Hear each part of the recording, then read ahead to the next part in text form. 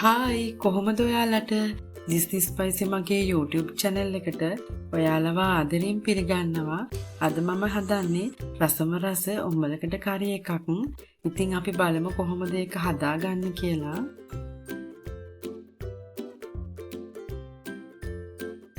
මුලින්ම මම කරන්නේ උම්බලකඩ කෑලි ටික පහසුවෙන් කපා ගන්න පුළුවන් ක්‍රමයක් ඔයාලට කියලා දෙන්න. මට මේ විදිහ කියලා දුන්න අපේ අම්මා. මේ විදිහට උම්බලකඩ කෑලි ටික භාජනයකට දාලා නටන උණු වතුර දාන්න ඕන මේ කෑලි ටික වෙහෙන තරම්. ඊට පස්සේ පියන එකෙන් වහලා විනාඩි 15ක් 20ක් වගේ තියාගන්න ඕනි. ඒ අතරේ මම ඒකට ඕන කරන අනිත් අමුද්‍රව්‍ය ටික කපා ගන්න හදන්නේ. මේ වගේ සුදු ලුණු බෙකි දෙකක් අරන් මම පොඩි කෑලි වලට කපා ගන්නවා. සුදු ලුණු අඩු ප්‍රමාණයක් මේ කරි එක හදන්න එකතු කරගන්න. ඒ වගේම අම්මිරිස් කරා දෙකකුත් කපා ගන්නවා පොඩි කෑලි වලට. ඒ වගේම තක්කාලිත් මේ වගේ පොඩි කෑලි වලට කපා ගන්න ඕන. තක්කාලි වැඩි ප්‍රමාණයක් එකතු කරගත්තම මේ කරි එක ගොඩක් රසයි. ඒ වගේම මම අද බීලෝන් ගෙඩි 4ක් අරන් තියෙනවා. ඒකත් මේ වගේ චූටි කෑලි වලට කපා ගන්නවා. තව රම්පේ කෑල්ලකුත් මේ වගේ පොඩියට කපා ගන්නවා. ඒ වගේම මම කරපිංච චුට්ටකුත් මේ කරි එක හදන්න දා ගන්නවා. දැන් මම කරන්නේ අර කලින් වහලා තිබ්බ උම්බලකඩ කෑලි ටික හොඳට මේ වගේ සෝද ගන්නවා. මේ බලන්න දැන් නිකම්ම කැඩෙනවා මේ කෑලි. හරිම පහසුයි අපිට දැන් කපා ගන්න. ඊට පස්සේ මම මේ විදිහට චූටි කෑලි වලට මේ උම්බලකඩ ටික කපා ගන්නවා.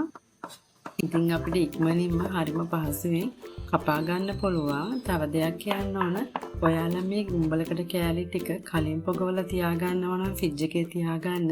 නැත්තම් ඒ කෑලි පුස්තල්ලන්න බලනවා.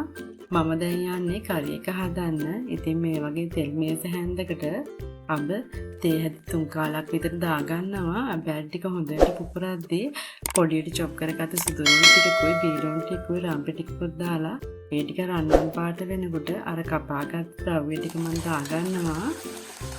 ඊට පස්සේ මම කරන්නේ හොඳට කවලම් කරන එක. ඉතින් ඔයාලා තාමත් දිස්නි ස්පයිසි මගේ YouTube channel එක subscribe කරලා නැත්නම් subscribe කරන්න කියලා තාදෙරින් ඉල්ලනවා. ඉතින් මේ විදිහට හොඳට කවලම් කරන්න ඕනේ. ඊට පස්සේ මම කරන්නේ අර කපාගත්ත උම්බලකඩ ටික මේකට එකතු කරන එක. ඉතින් උම්බලකඩ පොඩි කෑල්ලකින් උනත් ඔයාලට මේ කරි එක හදාගන්න පුළුවන්. ඒවනෝ අනිත් ගන්න ද්‍රව්‍ය ටිකත් ප්‍රමාණවල වෙනස් කරගන්න. දැන් මං කහ තේ හැදි කාලයකට ගම්මිරිස් තේ හැදි 2යි, බැදපු 3-5 කුඩු තේ හැදි කාලයි, මිරිස් කුඩු තේ හැදි 2යි, කෑලි මිරිස් මේසෙ 2ක් එකතු කරගන්න.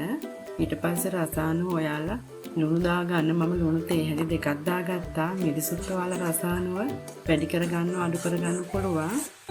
ඉතින් මේ විදිහට හොඳට කවලම් කරන්න ඕන.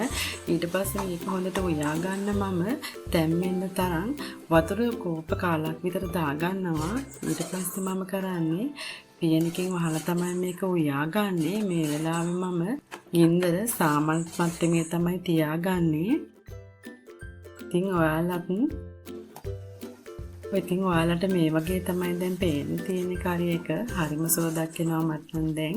ඉතින් මේ වෙලාවේ ඔයාලට ලුණු මදි නම් ලුණු එකතු කරගන්න පුළුවන්.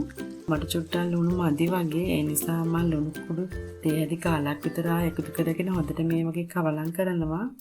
ඉතින් මේ වගේ හොඳ ග්‍රේවි කතියට මේ කරි එක එන්න ඕනි. හරිම රසයි මේ කරි එක. මම අද මේකත් එක්ක කන්න හැදුවේ කිරිබත්. ඒ වගේම පාන් රොටි බත් එක්ක උනත් අපිට මේක කන්න පුළුවන්. හරිම රසයි. කිරිබත් එක්ක තමයි ගොඩක්ම රස මේ කරි එක. ඔයාලා හදලා රස බලන්න කියලා ආදරෙන් ඉල්ලනවා. ඉතින් අදට ගිහින් එන්නම්. සුබ දවසක් ඔයාලට.